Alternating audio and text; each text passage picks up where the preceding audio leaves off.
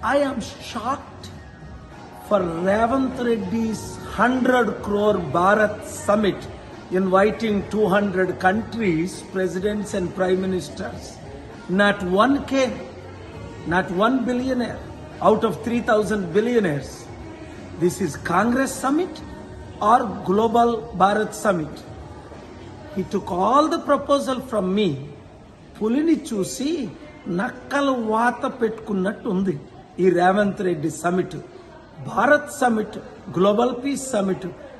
నేను global peace summit పెడతానంటే ఒప్పుకొని బిలియనీర్స్ని, ప్రెసిడెంట్ని, prime మినిస్టర్ని తీసుకొద్దామని ఈ మధ్యన సల్మాన్ ఖుర్షీద్ కూడా నన్ను ఢిల్లీలో హోటల్లో కలిశారు.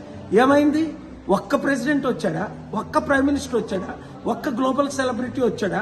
3,000 మంది బిలియనీర్లో ఒక్క బిలియనీర్ వచ్చాడా? ఒక్క కంపెనీ వచ్చిందా? అంటే వీళ్ళు కాంగ్రెస్ షో చేసుకోవడం. కాంగ్రెస్ సమిట్ అని పెట్టుకొని కొలంబియా నుంచట, అర్జెంటీనా నుంచట ఎప్పుడో ఫార్మర్ మినిస్టర్లు. ఎంత సిగ్గుచేటు! రాష్ట్రాన్ని సర్వనాశనం చేసి దేశాన్ని సర్వనాశనం చేసేసిన సమిట్ ఇది, ఈ భారత్ సమిట్. పేరుకి భారత్, ఒక్కడ భరతుడు రాలేదు. ఇప్పటికైనా రేవంత్ రెడ్డి బుద్ధి తెచ్చుకుంటే ఇక్కడ టర్కీలో ఎలాంటి సమిట్ పెట్టావు? ప్రపంచ దేశాల్లో ఎలాంటి సమిట్లు పెడుతున్నావు?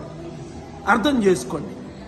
మార్పు రావాలి, ఆ మార్పు మనమే తేవాలి.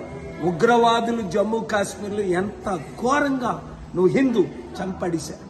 కనుక శాంతి రావాలన్నా, గ్లోబల్ పీస్ రావాలన్నా, ఇన్వెస్ట్మెంట్స్ రావాలన్నా పాలన రావాలి, పాలన మారాలి. మీ అందరూ కమిటీలు వేయాలి. Thank you very much. ఈ వీడియో అందరికీ షేర్ చేయండి. God bless you.